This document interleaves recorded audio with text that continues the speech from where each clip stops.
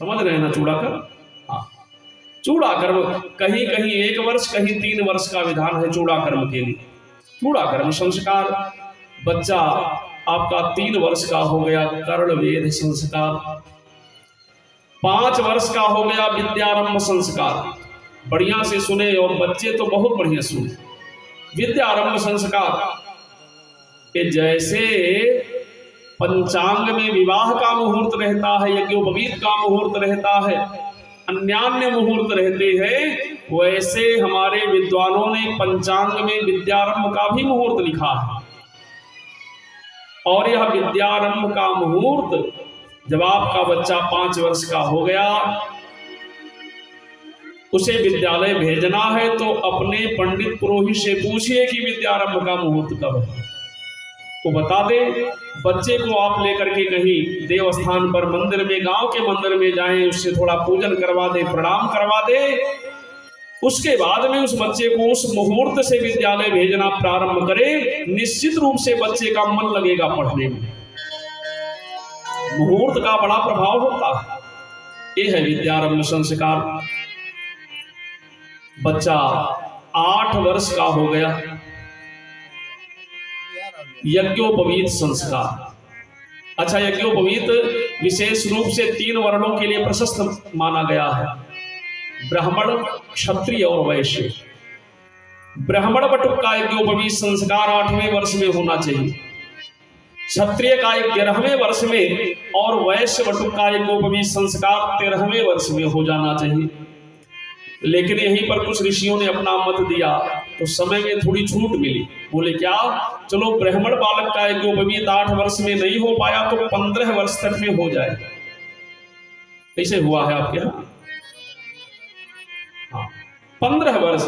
क्षत्रिय का यज्ञोपवीत 11 वर्ष में नहीं हो पाया तो 19 वर्ष तक में हो जाए, और वैश्य का यज्ञोपवीत अगर 13 वर्ष में नहीं हो पाया तो 21 वर्ष के भीतर हो जाए।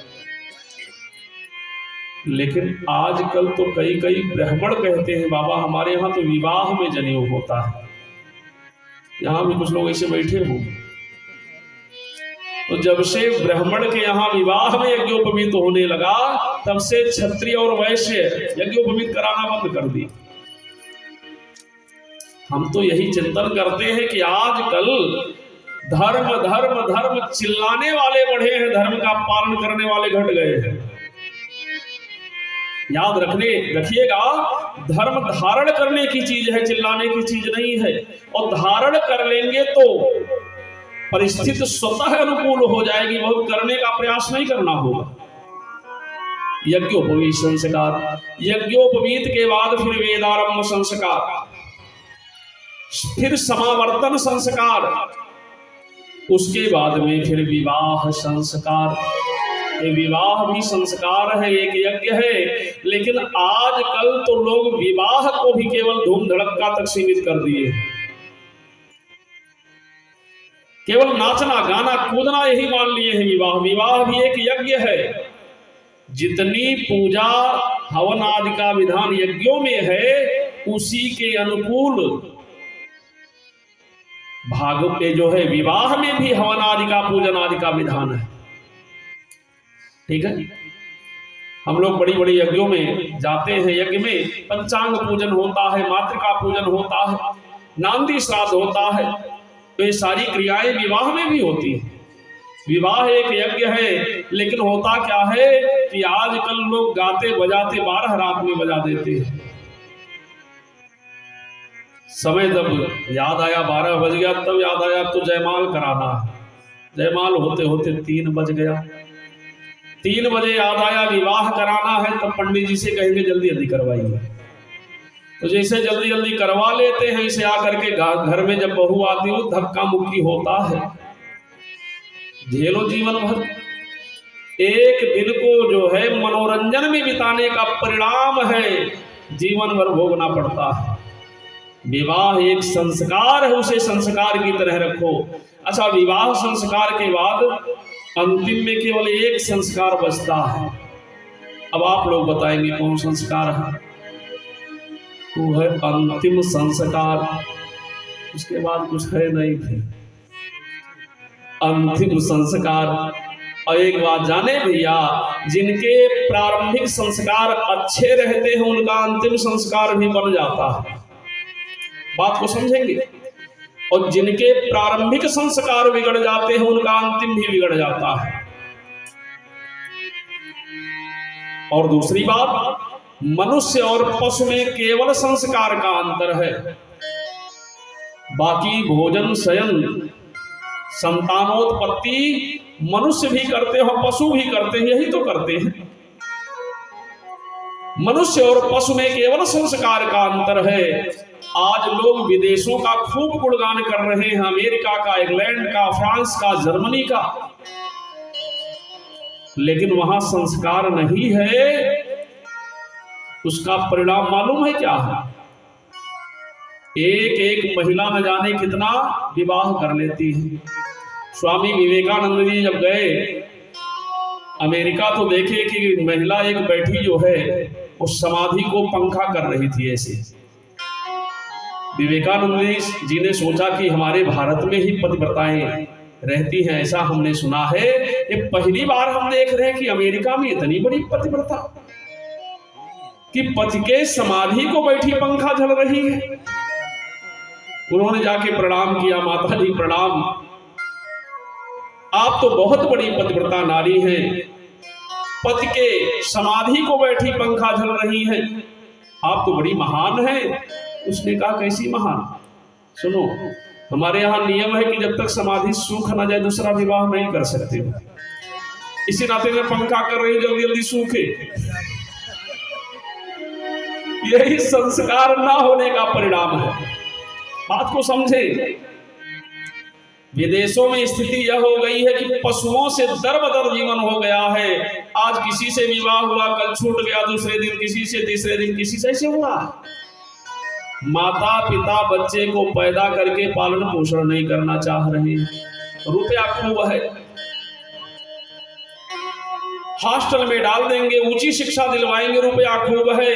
अच्छा होता क्या है, जब बच्चा पढ़ लिख करके डॉक्टर बन गया, इंजीनियर बन गया, इधर माँ बाप का बुढ़ापा आया तो सोचते हैं आएगा बेटा सेवा करेगा, तो भी माँ बाप को ले जाके वृद्धाश्रम में बैठा देता है। जैसे सेवा रुपया से किए थे वैसे हम भी कर देंगे। हमारे यहाँ एक परंपरा है कि माँ बाप अपने बच्चे की सेवा संस्कार स्वयं करते हैं, देते हैं, और वही बेटा इसे बड़ा होकर के ना उसी तरह से सेवा माँ बाप का करता है। हमारी संस्कृति और संस्कारों का देन है, लेकिन आज लोग दौड़ रहे हैं उन पाश्चात्य संस्कृतियों की तरफ। याद रखना, जिस दिन मानव समाज और यह भारतीय मानव समाज संस्कारों से बिल्कुल दूर हो जाएगा, लोग मनुष्य होते हुए भी पशु हो जाएंगे, पशुवत व्यवहार हो जाएगा।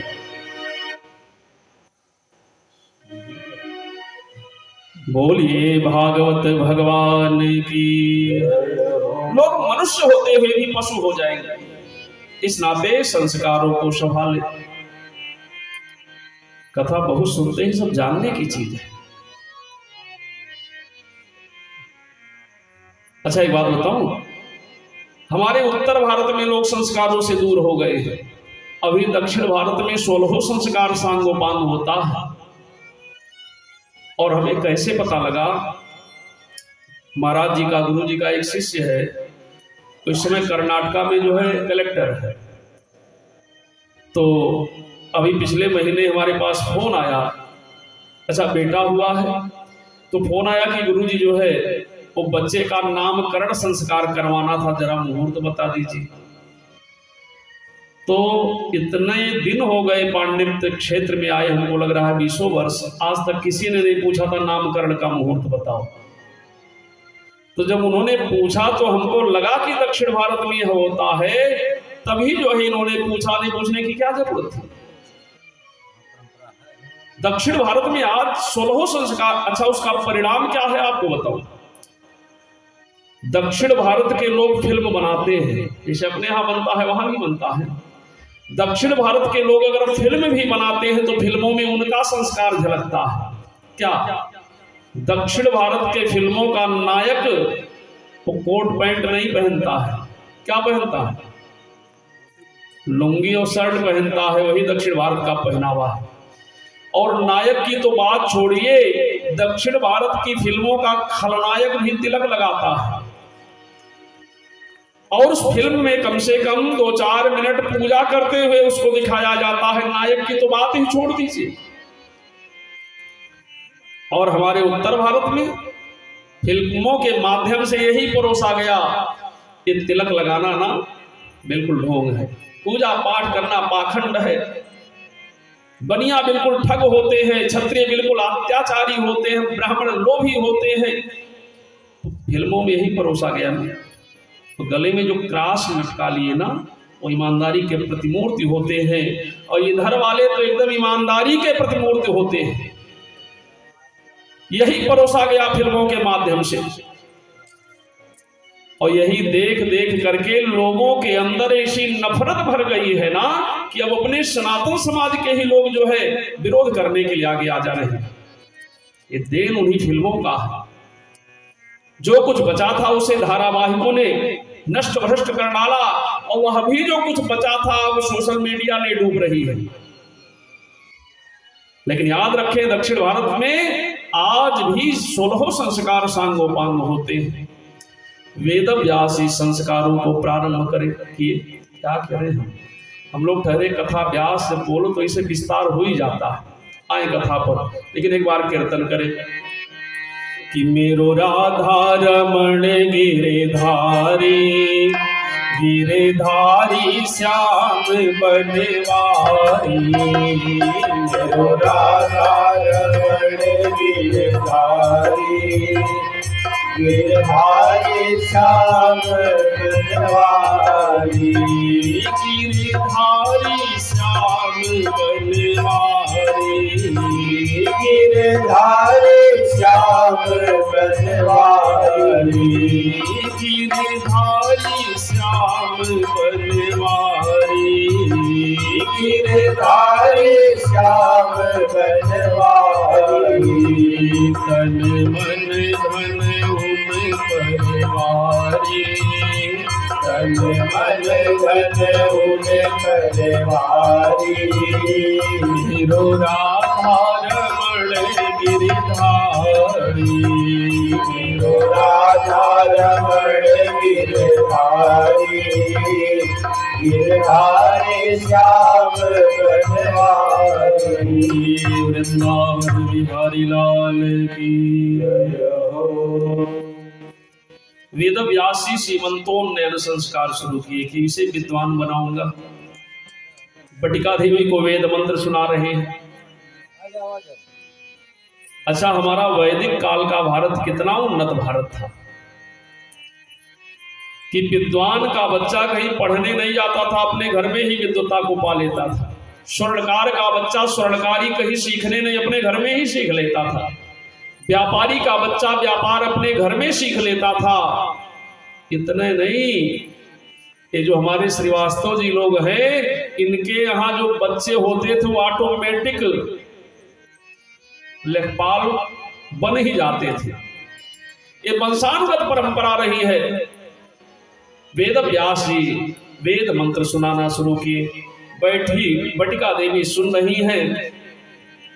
9 महीना बीता, 10 महीना बीता, 12 महीना बीता, 24 महीना बीत गया, बच्चा जन्म नहीं ले रहा है। 36 महीना बीत गया। अब अगर कहीं वेद व्यासी वेद मंत्र सुनाते तो गर्भ से आवाज आती, पिताजी यह मंत्र तो वेद के कर्म कांड का है, यह मंत्र तो ज्ञान कांड का है, यह मंत्र तो उपासना कांड का है। वेद व्यासी कहते रहे, तुम कौन हो, कम से कम गर्भ से बाहर तो आओ। आवाज आती, नहीं पिताजी, अगर हम माँ के गर्भ से बाहर आएंगे तो मुझे भगवान नारायण की माया पकड़ लेगी। 12 वर्ष तक वह बच्चा मातृ गर्भ में ही रह गया। वेद व्यास आग्रह कर रहे, पुत्र बाहर आओ, तुम्हारी माँ को वेदना हो रहा है, दुख हो रहा है। आवाज आई, हे पिताजी, अगर मायापति श्री विष्णु आकर के हमें वचन दे कि उनकी माया का प्रभाव मुझ पर नहीं पड़ेगा, तब मैं जन्म लूंगा। हाँ बेटा, उधर ले जाओ, खिलाओ। बैठो तुम दोनों लोग। बोलिए भागवत भगवान की जय हो। इधर आओ।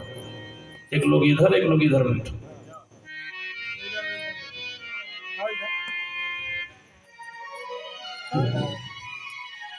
तो मम्मी भेजी है का कि जाओ हल्ला करो। ठीक से बैठो, काहे मम्मी की बदनामी करवा रही हो। बैठ जाओ। बोलिए भागवत भगवान की